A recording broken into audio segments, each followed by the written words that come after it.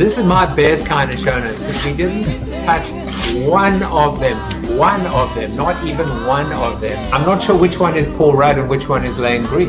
Final card here is the ultimate outcome. Today is Take Your Dog to Work Day. Oh, like Scooby-Doo. Yeah. Without further ado, his debut. Sweet Caroline. Everybody say hello to Sammy. Is that not good? I'm just pausing so that you just are at the front of your screen. I'm so enormously flattered. Branding is not a bad blind date. I'm gonna have to take a picture of this. No, this is agape. This is love. I really enjoyed this. You did do your homework. You asked great questions. I'm flattered. Thank you. You just made my day. Look at you! You are insane! How did I do that? You're How insane! Did I do that? You're insane. Well, welcome everybody. It's Tuesday, November 10th, and this is another special day because, well, you're going to see shortly. Look at where I am. I'm out on the tarmac. I'm about to fly on a very special voyage, and I am not the co-pilot, but my guest today is the pilot. I can tell you that. So it's just going to be awesome. We're going to talk about, as they say, man's, woman's, human's best friend, not just dogs and sometimes a little bit of cats. But this is the quintessential episode on hope, positivity, and optimism. But before I do that, just want to let you know, for those of you that follow South by Southwest, panel picker voting just opened today and will be open for the next 10 days. And I would love to ask you, if I'm humbled and honored to get your vote, you can actually vote for my panel, which is called How I Reinvented Myself During a Global Pandemic. I want to be able to share the story of Corona TV at hopefully next year's South by Southwest. And I'll provide the link in the show notes a little bit later, the comment thread, but that's how you can vote for my panel. I really do appreciate it. I don't ask a lot of you guys, and I'm still not really asking it to you. I'm just letting you know that you can vote if you want to. But today is National Area Code Day, believe it or not. It's a day where we celebrate area codes. And rather than tell you to call battleground states, what I'd like you to do maybe is pick up the phone and call what I would like to call healing ground states. Why not? Reach out to someone in a state maybe that you haven't heard from in a while, maybe someone who is on the opposite side of the aisle, and concentrate on dialing those three wonderful digits or numbers in an area code and focus on healing and reconciliation. What better time to do it than right now? Well, not right now, but, after the show ends. Well, we have a very special friend of the show, Mr. Jan Zlotnik. Jan is a regular on our after show. He is also, without realizing it, the most interesting man in the world, or certainly on Corona TV. I'm not sure which one is the most interesting man in the world and which one is Jan. But Jan actually reached out to me a while ago and he said, you have got to have Peter Rork on your show. You've got to hear the story of Dog Is My CoPilot. And so, of course, I did what I normally do, which is if you recommend a book or an author or someone to come on the show, I say, well, go get him. Why should I do all the work? If you think he should be on the show, please reach out to him. He did, and very graciously, Peter agreed to come onto the show today. He is my guest today, and we had Denise yesterday. Nate, Kevin, and Nick will round off yet another week in Corona TV land. So let's do birthdays quickly for those people that are at home, stuck in general, or maybe not stuck, just inspired. Happy birthday, Stephanie Zufler Rechko. I used to work for her at TBWA my cousin my cousins in Toronto, Tracy Fenster and Peter Greenberg here in Connecticut, Billy Sinez, who used to be my client at American Airlines. Happy birthday to all of you, and hope you guys are well. And then, of course, on LinkedIn, Kenneth Dwyer, Dr. Dev, Suman Kumar, Have a great day. Well, let's get into our seated soliloquy. And today's seated soliloquy is actually called Sammy is my co-pilot. But before I do, I quickly just go and I have a look and see who is stalking me, haunting me on the comment thread. We've got my mom, of course, who's watching. Tom is eager to be here. Woof. He says, Faith James says, more Corona TV love for everyone. Stephen Rubin is here watching. Susie Weitzman is here. You got it, Joe, she says. And then, of course, I see you are staying true to my word, a woman every week.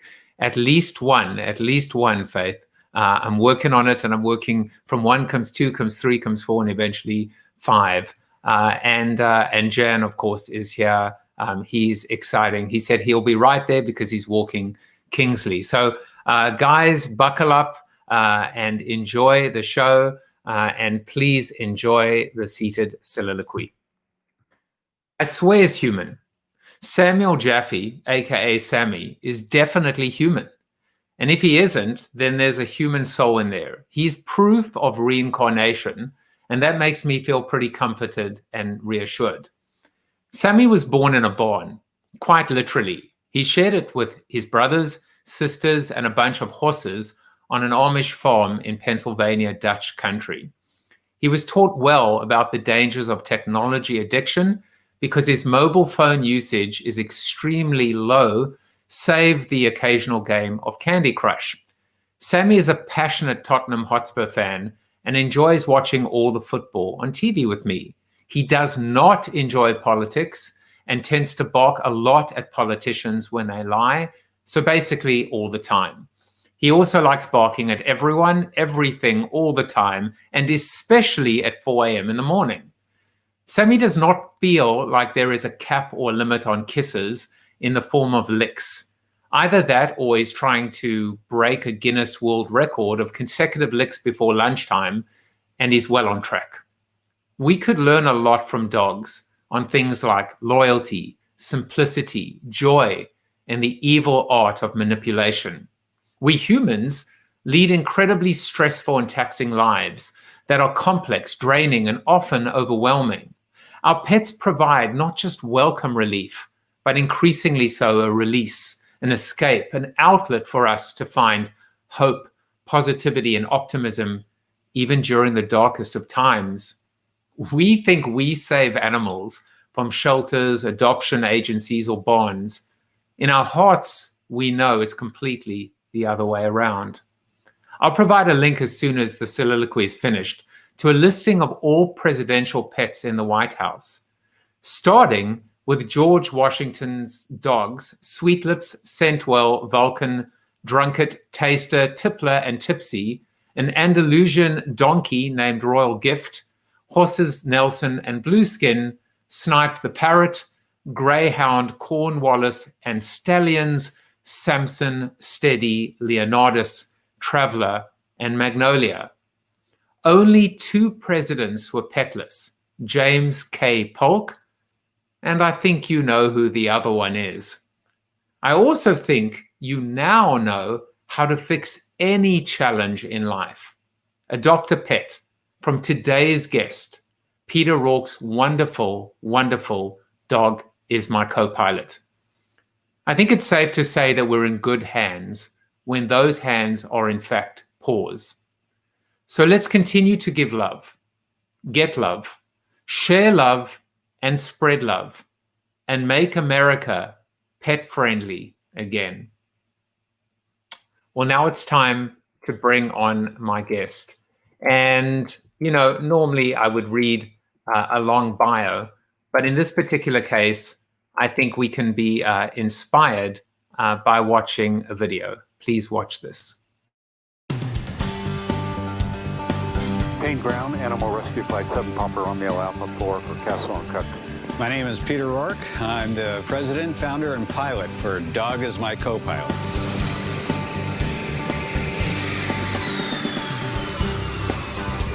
I'm a a retired orthopedic surgeon. I've been a pilot for over 50 years. And 7 years ago, I started as a nonprofit to transport dogs out of the high-risk shelters to those facilities that will never put down a healthy animal. Good to see you. Nice to see you. It's always good to see him because he is a longtime friend, been flying for, our animals for 7 years now. Because they euthanize when it's full. Yeah. And it's full 98% of the time. Well, hopefully we can distribute 150 golden tickets tomorrow Yes. to their new lives. When I first started this, I had no idea how big the problem was. I went home right away, took out all the seats in the airplane. I said, this is what we're going to do. We're going to try to save as many as we possibly can. In 7 years, Peter has grown Dog Is My CoPilot to flying 3,000 animals a year.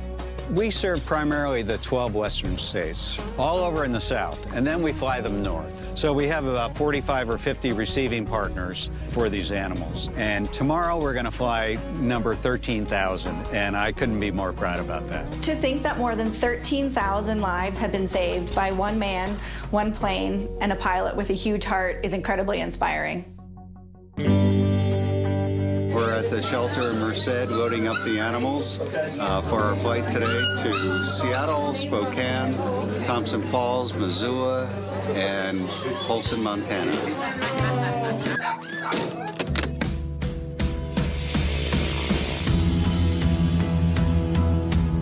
It's really become something larger than I ever thought it ever would be. Before, when I was practicing as an orthopedic surgeon, I'd spend 12, 14 hours a day indoors. You should see the view from my office now.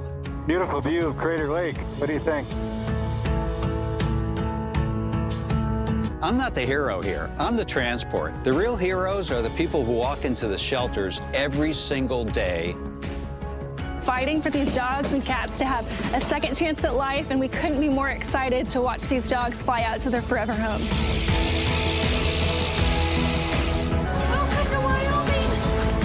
Peter embodies what love in action is. Thanks for following Dog Is My CoPilot. We couldn't do it without your help.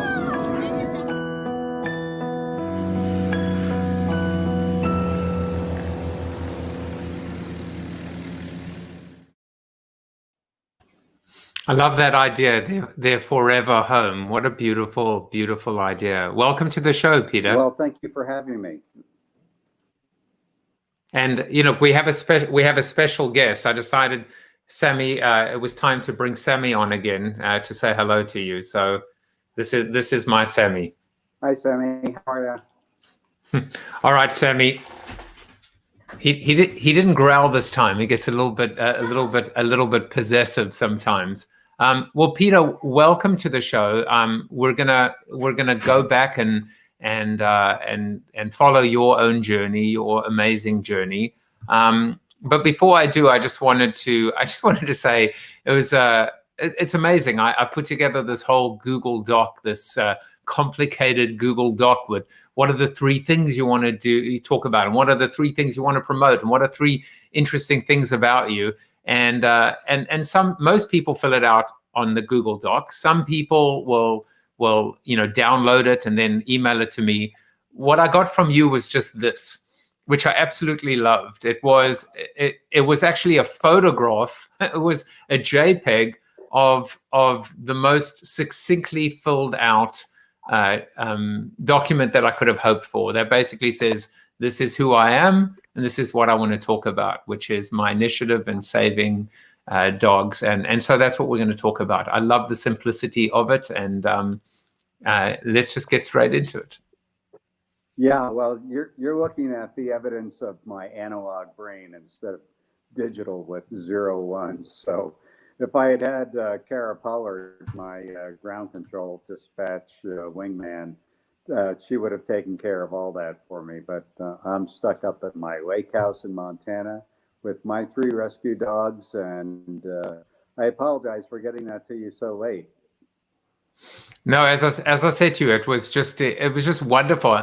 Most importantly, I was worried that you were going to make it today, because I figured you might be on another sortie or another mission or another flight. But I'm glad you're grounded just for the next hour and a half or so.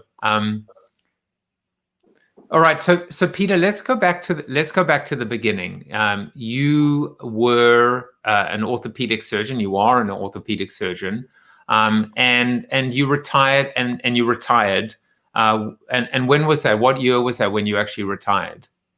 That was in May of 2012. I was practicing in Jackson Hole, Wyoming, and had recently got married, and my wife had a sudden death, and that was it for me. After sitting with her while she was in a coma for a couple of weeks, I just couldn't go back, and so I spent a couple months just grieving. And if any of you out there have ever gone through that process, I mean, you know what I'm talking about. And had a mutual friend reach out to me and say that Meg would want me to be happy, and so that I needed to get out there. So I had done, my wife and I had done a couple of animal rescue flights with a dog or two through an organization called Pilots and Paws. It's an opportunity for a private pilot to pull his airplane out, get a dog from A to B, feel good about the whole process. And for that animal, it's a real game changer, but it's an incredibly inefficient way of saving lives. So I was initially introduced to Marty Watts, who runs the San Francisco SPCA, and we were going to create a collaborative relationship between San Francisco and Jackson, Wyoming, where I was going to fly dogs from San Francisco back to Wyoming. And I went out to meet Marty, and Marty said, you know, Peter, let me introduce you to someone who could really use your help and your resources. So I flew down to the Central Valley of California and met Chairman, and this was on the 4th of September of 2012. And it just changed my life. I mean, these people, the local animal shelter or facility, it's hard to call them a shelter when they euthanize so many. I mean, 9 out of 10 animals that came through the front door ended up going out the back door in a plastic sack. And so they were desperate. She has a program called New Beginnings, which is a nonprofit, and they would pull the dogs that could be adopted out, and they would put them in a van and drive them up to Seattle or Missoula or Salt Lake or Denver. And these are 16, 18-hour trips in a vehicle. And I told her, look, I'm going to do that for you. And so I pulled all the seats out of the aircraft, started flying for her. And I was flying a smaller aircraft at the time, a Cessna 206. And I could carry, say, 20, 25 small Chihuahua crates kind of thing, or cat crates. But still, I was flying 1,000 animals a year for her. But I'm kind of a big dog kind of guy. And so I knew that we had to take that next step in getting more animals on the aircraft and getting larger animals on the aircraft. So we went out and bought a Cessna Caravan, found a used one that was really all beat up and everything, and it cosmetically was awful. Mechanically, it was perfect. And I said, you know, this is the perfect airplane for us because the dogs don't care. So we've been flying that for the last 4.5 years, and we've gone from saving 1,000 animals a year to almost 4,000 animals a year. And up until this year, I was doing all the flying myself, and that can get pretty tiring. And you introduced me with the video that the Petco Foundation put together for their gala last year when they awarded Dog Is My CoPilot the Love in Action Award. And they gave us a grant, and with that money, I was able to go out and bring on 3 additional guys, 2 of whom are still with me, and get them trained and help defray the load and all the work of getting these animals transported. So we're based in Jackson, Wyoming. We fly basically during the good weather months, which is from March until the beginning of November. Our last flight was on Halloween. Flew an aircraft full of animals from El Paso, Texas, up to Coeur d'Alene, Idaho. Now, if you look at that on the map, I mean, that's a 26, 27-hour drive, and the drivers don't get out and let the dogs out to pee every 3 hours. Once they're in that crate, they're in that crate till they get to their destination. So it's hard on everybody. The drivers can't stop, and I can do that flight in about a third of the time. So we start early in the morning, load up around 4 a.m., wheels up by about 5. I have the animals there by 3 in the afternoon. And that way, you have to keep in mind that the day is just beginning for the receiving group, because we're offloading a lot of animals. And when I was flying smaller aircraft, I could fly 20 animals to one location, one organization, and that was it.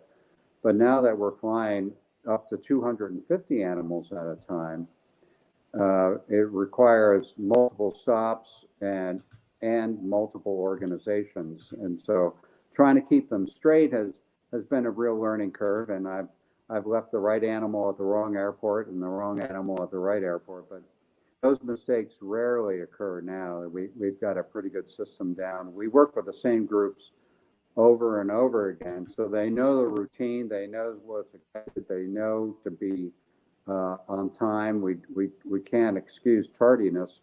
We do most of our flying during the summer, and it gets pretty hot on the ground. And if we can move our ground stops to 30 minutes or less and get them back up to over 10,000 feet where it's nice and cool, I mean, that's our goal.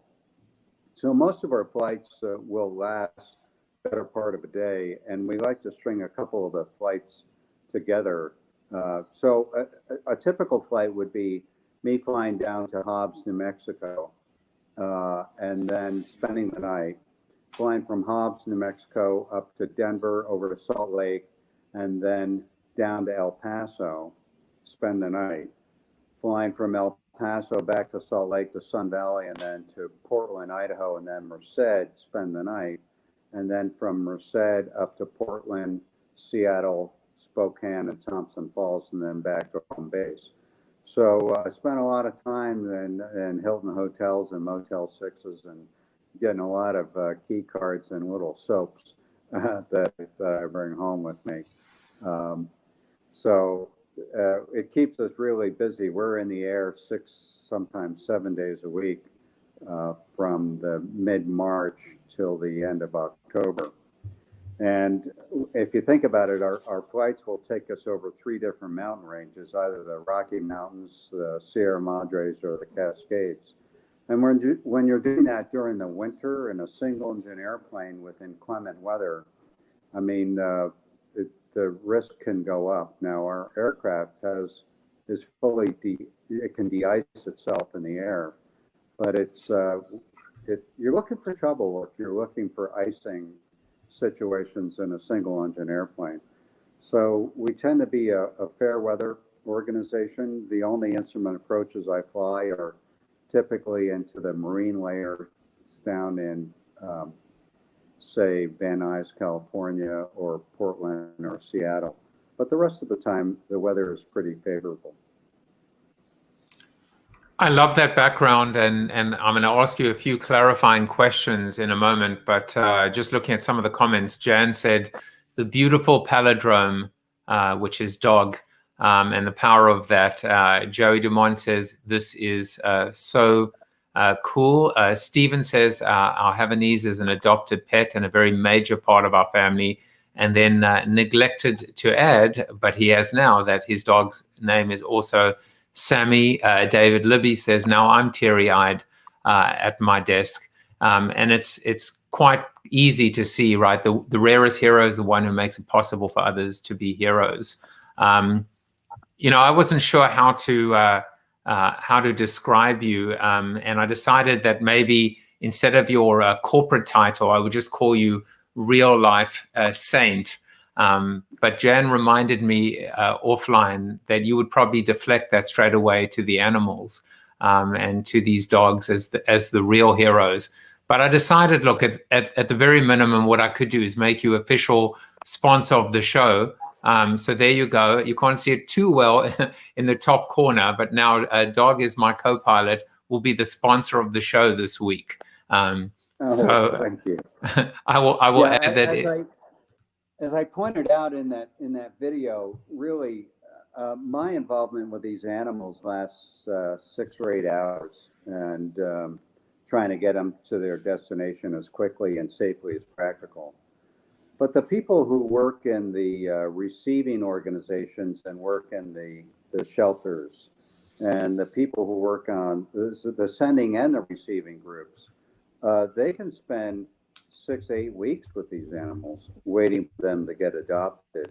Now, the receiving groups will tend to cherry pick the animals that the sending groups have.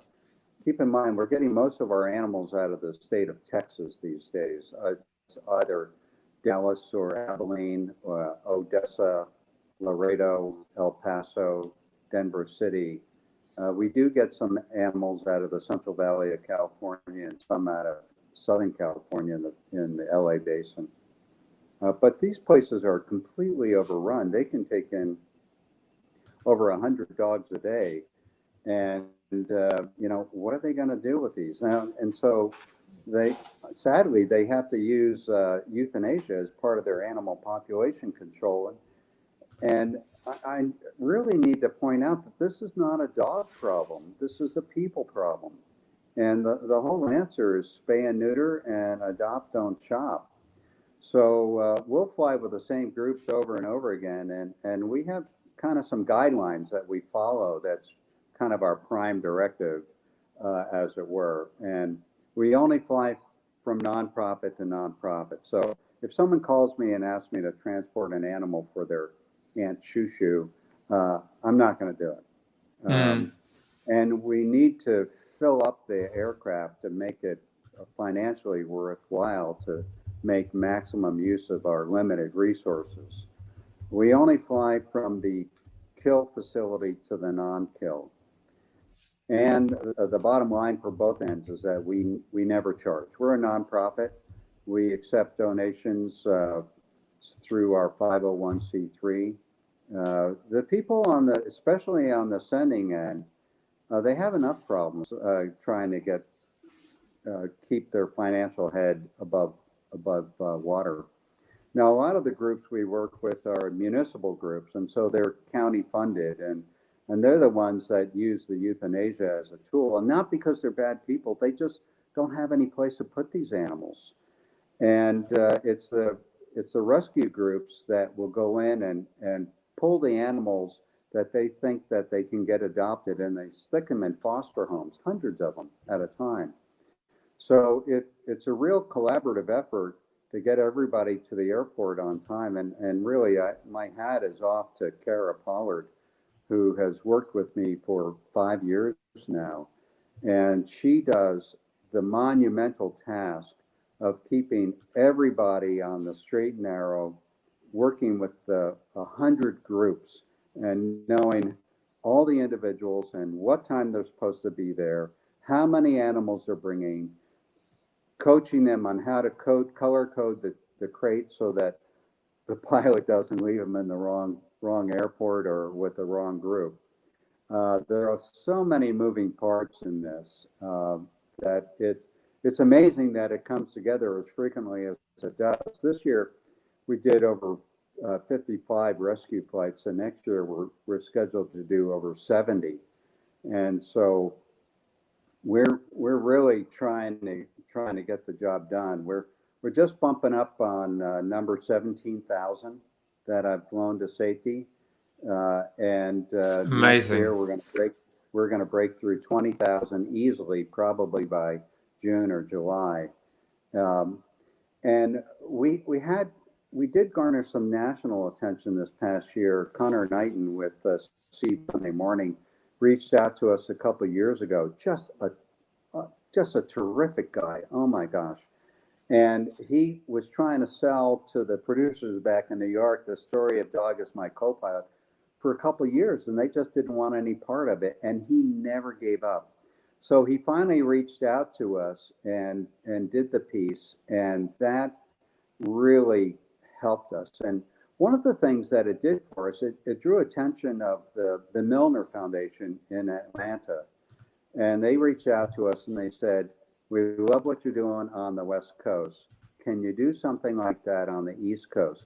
So we're currently actually working with them to create a second base for Dog Is My CoPilot in the Atlanta area because the groups down in Mississippi, Louisiana, Alabama, I mean, they're in the same situation as the state of state of Texas, with being completely overrun with stray animals.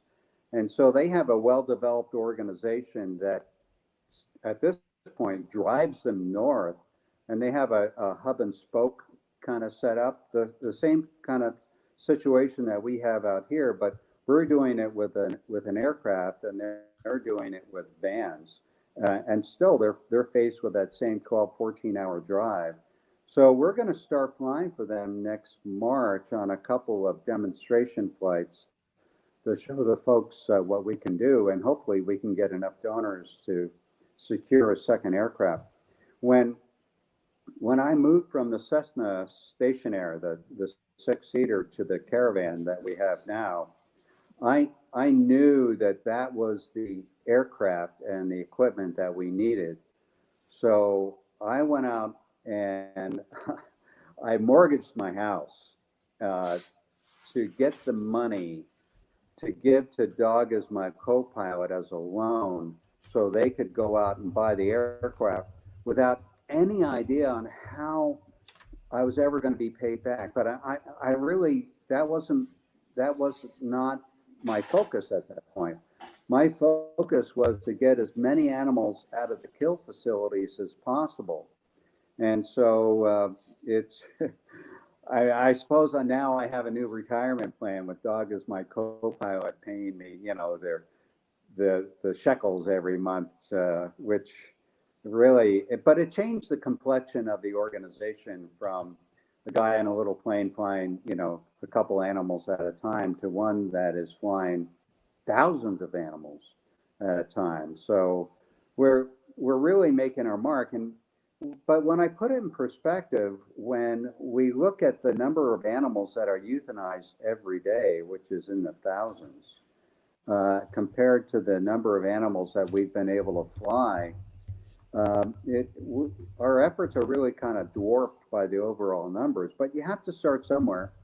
And if you're not part of the solution, you're part of the problem. And so there are four things that your viewers can do to become part of the solution and get off the sidelines. They can go out and adopt an animal, or better yet, adopt two, because they can keep each other company. And keep in mind that every animal that you save saves two, the one that you save and the one that takes its place. And if you don't want to make the commitment to adopting an animal, foster an animal, and help the people at these facilities domesticate these animals that can be a little wild when they're picked up off the street. Teach them how to walk on a leash without pulling your arm out, teaching them some basic voice commands, teaching them how to interact with other animals and be safe. And if you can't do that, say you live in a place that doesn't allow pets or fosters, go by your local shelter and volunteer. Honestly, they could use the help. You're going to go in there and you're going to find that in every stall that's designed for one dog, there are going to be 4 or 5 dogs in there. And so they need to have those places cleaned out, have the water changed, have those animals groomed, exercising them. And if you can't do any of those first 3, Lord knows you can certainly donate some money. I mean, you can donate $5 a month. That's $60 a year, and $5 a month, just about everybody can afford that. And if you think about what you're spending on your iPhone, or your cable bill, or even your Starbucks coffee, I mean, just collect the extra change from your pocket every month and put it in a jar, and every month take that down to your local shelter. Or if you don't want to donate money because you're not sure how they're going to use it, buy a bag of dog food and drop off the bag of dog food down there. Then you know exactly where that money is going. So there are a lot of ways that people can help. But these people who work in the shelter, honestly, they're the heroes. As I said, I'm the bus driver. I get them from A to B. I get them out of the situation where they're going to be certainly euthanized to an area that will never put down a healthy animal. And so we're real proud of our role in that. And one thing that I found when I started a nonprofit, first, now I know what nonprofit means. It means no profit. So a lot of the money still comes out of my own pocket, but less and less and less every year. But if people go out there and donate and just be part of the solution, it would really help. But what we found as a nonprofit involved in transport, there are a lot of organizations foundations that will help fund the sending and receiving organizations. There's almost none that are involved in transport, because usually the transport is performed by the sending or the receiving group that will go out. They hire a van, they paint it, their logo on the side, and drive them the 16 or 18 hours. Keep in mind that Dog Is My CoPilot only offers the transportation for that really long distance transportation, because if you can put them in a van and drive them 3 hours to safety, drive them. I mean, you don't need our transport. We're going to fly them 1,000 miles away. But what we've found is that the sending organizations can't drive them 3 hours away, because those groups are in the same situation. And so you really need to expand their geographic reach in order to get the animals out. So we'll fly them from Laredo up to Spokane, or we'll fly them from El Paso to Portland, or we'll fly them from Merced up to Seattle. These are almost impossible trips to be done by ground transport.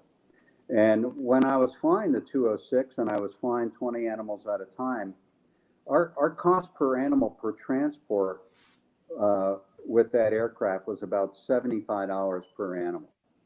And if you think about that, that's actually in perspective and in line what the sending and receiving groups are spending to keep these dogs safe. So it's not a huge addition. So when I got the Caravan, which is a turbine aircraft, and it's a lot more expensive to maintain and operate, because we can carry 3 or 4 times the number of animals, our actual cost per animal per transport has been cut in almost half. And so it's much more cost effective. And we're trying to stay wheels up just as often as we can, because there's no end to the number of animals that need to be flown. And what we found is that it's often the receiving groups that are the limiting step, because if they get full, or if they close for a holiday or something, the sending groups don't have any place to send it. Now, I want to address the issue with the COVID and the coronavirus, because it did impact our operations early in the year. And I really have to say that it's kind of the human response to the presence of the virus, not necessarily the virus itself. And so the receiving groups kind of shut down. They didn't want anybody coming in the shelter. Nobody knew what they were dealing with. Everyone was afraid of what was going on. And so the euthanasia rates down in the southern sending groups was just going through the roof. So when we were able to finally pry that door open, we found that the receiving groups, their adoption rates were going way up, because people are now home. They're not going to work, and they want a dog at home, and it was great. And we thought, wow, this is terrific. So we really kind of made up for lost ground, flying dozens of flights in a very compact period of time. My personal concern is that when all this is, people feel safe in returning to their workspace, is that they don't want their dog to be home all the time. They're going to return the dog.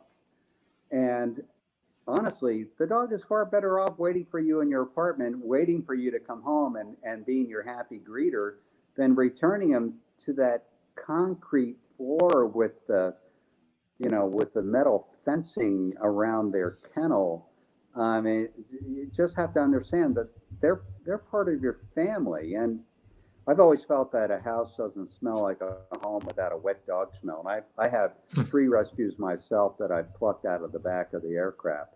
I have number 4,000 passenger, my 10,000 passenger, and another dog. I don't even know how he showed up.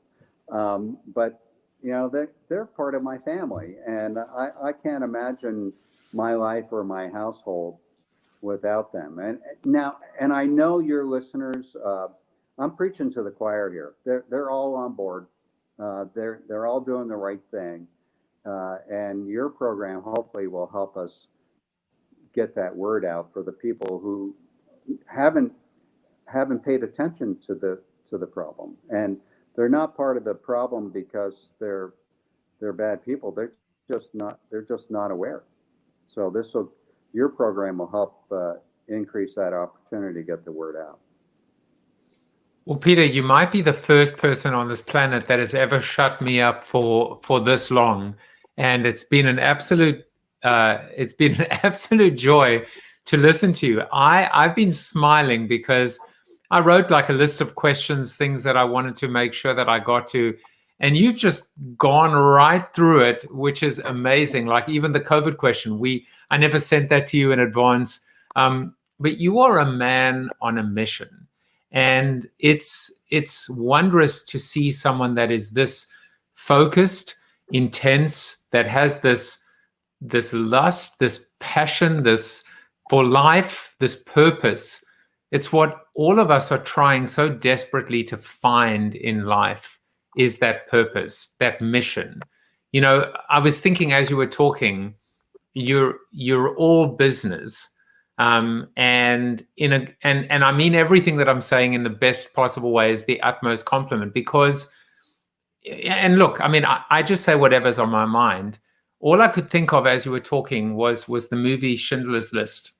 And I was thinking of Oscar Schindler, and I was just thinking of that one scene where he takes a ring off his finger and he realizes he could have saved just one more person, one more Jew. And that's what I thought of. I mean, and not to draw analogies or get too specific, but you're just focused on maximizing the amount of lives that you can save. And even though you're overawed maybe by the percentage and how many animals you aren't able to save, but to quote you got to start somewhere. You've got to start somewhere. Yeah, it's well, that's a very flattering that's a very flattering comparison. I'm certain I don't deserve it. But you have to understand that I operated for 40 years with a barred Parker, a knife in my hand, and everything had a surgical approach, and everything was organized. When I was practicing orthopedic surgery, I had done the operation in my head 4 or 5 times before I ever walked into the operating room. And I had a very sterile environment in there in terms of the people helping me accomplish the task. So when a patient asked me to be their surgeon, I was incredibly flattered by that. And I took that into the operating room, and everybody there was there solely for the purpose of helping me help the patient. So if they were jibber jabbering about what movie they saw or something like that, I would always stop and ask them, now tell me, how is this going to help me complete my task? And it would just shut them right up. I wouldn't let them play the radio. I mean, I would just get in there, get it done, be as efficient as possible. And, you know, and maybe people would describe me as kind of rigid in that way, but I know how to complete the task. And there was a learning curve in switching from being an orthopedic surgeon to being an animal rescue pilot. And I had been a pilot. I've been a pilot for over 50 years, but this is different. And so we're all business when we're loading up, all business on the stops. You know, I see the same people over and over again. They are usually kind enough to bring me a snack or a lunch or something. But my job isn't there to jibber jabber with them. My job is get the animals there safely and with as much comfort as we can afford, and repeat the task just as quickly as practical. I need to interrupt for a second, because it's very important to make sure, looking at the comments, that you can see that people are looking to donate. And I think Susie said, "Tell me when, I'll make my donation." It's not stopping there. They're covering the cost for 2 dogs in transit in honor of Sammy and Phoebe, my furry love. Jan is pledging to send $60 today, and I will do that as soon as the show is done as well. And I know my mom, who's watching, said she wanted to donate as well. I think that's one thing we can do. But the other thing, and I think Jan and I think alike, which is we got to think big here. We got to think big. The audience and the community and the family of Corona TV, donating is just the beginning. You're going to get tired of us, let me tell you, Peter, because I think we might have to make sure that your story finds its way to the White House. I'm not saying we can, but that doesn't mean we won't try. Another thought I had was actually Howard Stern, who is very dedicated through himself and his wife Beth to animal rescue as well. It's a beautiful story. It's a story that began from pain and the loss of your wife. And I obviously just wanted to mention, I'm so sorry to hear about that. It's been 8 years now, but you turned that around and you harnessed all of that energy, and it's driven you. And now when you look back on 8 years ago, look how far you've come, and I'm sure you would probably agree. The best is yet to come. You're not near to completing your mission. You're just at a checkpoint right now. Yeah, when I first started this, I told Judy Zimmett, who was the attorney I hired to help me get the 501c3, I said, look, I'm in it for 10 years, both emotionally and financially. After 10 years, I don't know what's going to happen. And then 4 years ago, when we bought the caravan, I thought 10 years or 10,000 animals. We blew right through 10,000 animals a couple of years ago, and 20,000 is looking pretty good. And now that I'm bringing on more pilots and younger pilots, we're here for the long haul. We're here, no pun intended. We're here for the long haul, and I can't wait for the day when Kara calls me and says, Peter, we don't have any more flights. The problem's been resolved. That would be awesome. But as I mentioned, it's a people problem, not a dog problem. If I understand this comment correctly, Susie Weitzman is saying, please reach out to Judy Levine. Her husband has a plane and is a retired ortho doctor. So I might be birds of a feather here, which is retired orthopedic surgeons and planes. But it's amazing how you've scaled the business, and without necessarily trying to. I mean, if I had to ask you, the old saying, which is, if I knew then what I know now, I probably wouldn't have gotten involved. Would that statement be true? No, I was a pilot who went to medical school. I wasn't a doctor who learned how to fly. So I've been a pilot a long time, and it's in my blood. And I always thought that after I got out of medicine, I would do something with aviation, but I wanted to do something meaningful. And Lord knows there are enough programs out there to help people with their people problems, but there are no programs out there to help the dogs with the dog problem. They don't have a voice. And I've always had dogs. I've always been a dog person. And I scaled up because I couldn't carry a lot of large dogs in my small aircraft, and I was leaving them behind. And these are often the animals that are more difficult to get adopted out. So, I mean, that's what led me to where I am now. I mean,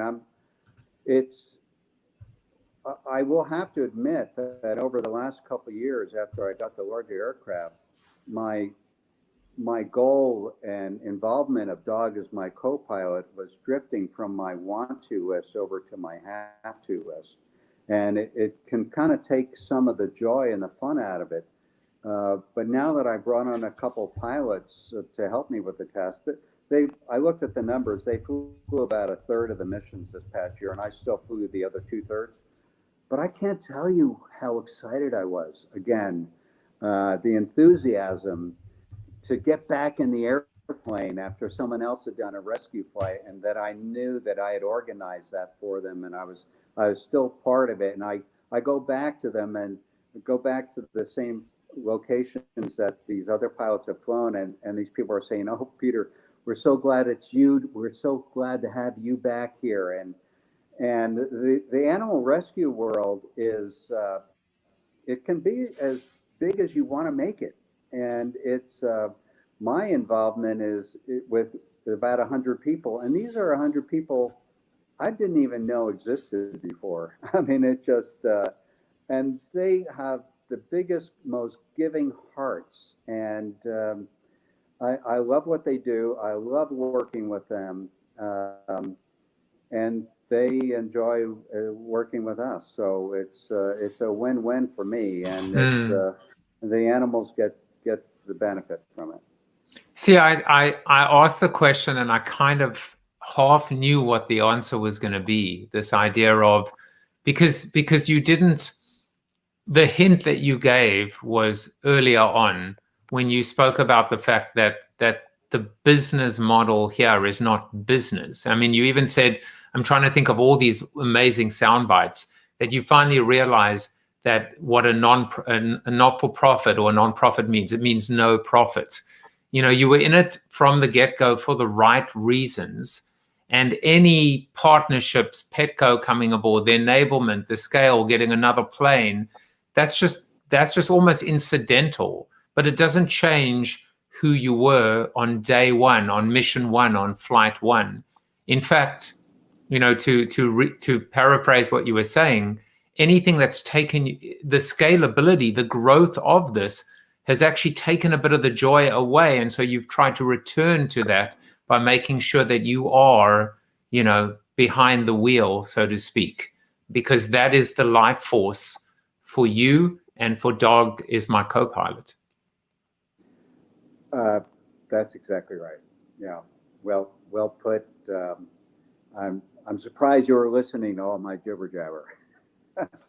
Oh, I didn't stop listening, and I was I didn't need to talk at all, except to just, you know, and as I said, just to kind of make sure that I was touching on the important things, which is being able to share links that people can get involved, that they can donate, and they can help you with your mission. We've got a few minutes left, and you know, I'm going to let Jan ask a question, because without him, you wouldn't be here today. He said, Peter, with that schedule, how do you stay? It's a fantastic question. How do you stay in physical good health? I have 3 dogs, and you can always tell if your dogs are gaining weight, you're not getting enough exercise. So I walk my dogs 6 or 8 miles every day that I'm home. And I was able to be home a lot more this past summer and walking with them. So I'm walking 40 or 50 miles a week. And I can't run anymore because of a spine problem that I carried on from my youth. And I don't drink alcohol, and I watch what I eat. So that's how I do it. And as soon as the Zoom after show is done, I'm taking Sammy for a walk, at least while it's still warm enough here on the East Coast. Peter, we always have a quote of the episode, and I thought this one was a very appropriate one for you and for our conversation. Saving one dog will not change the world, but surely for that one dog, the world will change forever. And normally I would say, do you know who said that? But I will just come out and show you or exactly who said that. Do you have any idea, by the way? No, I've seen it before, and I've paraphrased it many times. Karen Davison, professional dog trainer, canine behaviorist, and author. We also do another thing, a new thing that I've started on the show, which is to ask one question and then have everyone that week answer that question. And after that, we'll do our little wrap up. And so today's question, or this week's question of the week, it's an interesting one because we're chatting about it earlier and there was a little bit of a sting in the tail. But the question is, when we look at the week that was last week, going through this pretty monumentous election here in the US, what will you tell your grandchildren about this specific time in our lives? COVID, the election, this whole transitional period. Yeah, I would tell them to never lose sight of what's important to them, that there's no sequel to their life. They should enjoy what they're doing, find what they enjoy, follow their passion, and all the other things that go on all around you, the stuff that happens in DC, none of that really kind of trickles down to affect your day-to-day living. So just charity begins at home, and follow your heart. And then, of course, the sting in the tail is, I've been talking to people, some people don't have kids yet, and some people don't have grandkids. And then I said to you before, I said, well, Peter, do you have grandkids? Because it's not what will you tell them, what have you told them? And your response to me was, well, I don't have grandkids. Yeah, I don't have grandchildren. I have 3 children, and I can't imagine my life without them.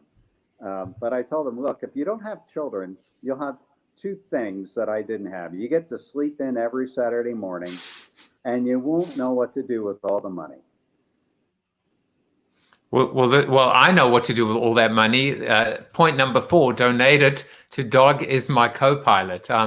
For those of you that have just joined the show or want a bit of a recap, there are 4 things you can do to get involved. Number 1 is adopt an animal or 2.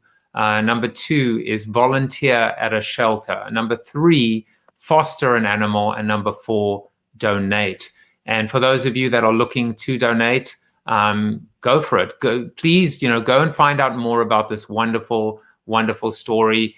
You can go to dogcopilot.org. That's where you can find out more about Peter and Dog Is My CoPilot. And of course, consider making a donation would be great as well. I know you're not overly active on social media, but Dog CoPilot Inc. is your Twitter handle.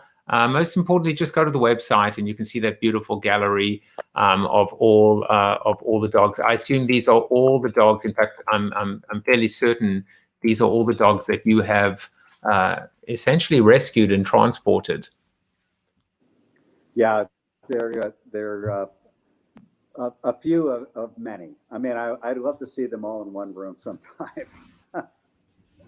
Yeah, well, I mean, keep all in that gallery, and I'm sure some people will offer you some assistance on social media. I think actually that I'm going to give you a recommendation, which is if you don't have an Instagram account, that is the perfect platform to just post a photo of every single dog from here on end and just build this incredible gallery.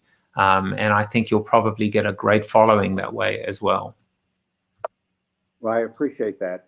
I leave that up to Kara Pollard, my executive director. She's the one who organizes all that, and she was just kind of bitch slapping me the other day for not being more involved in the social medias. But I'm too busy flying the airplane.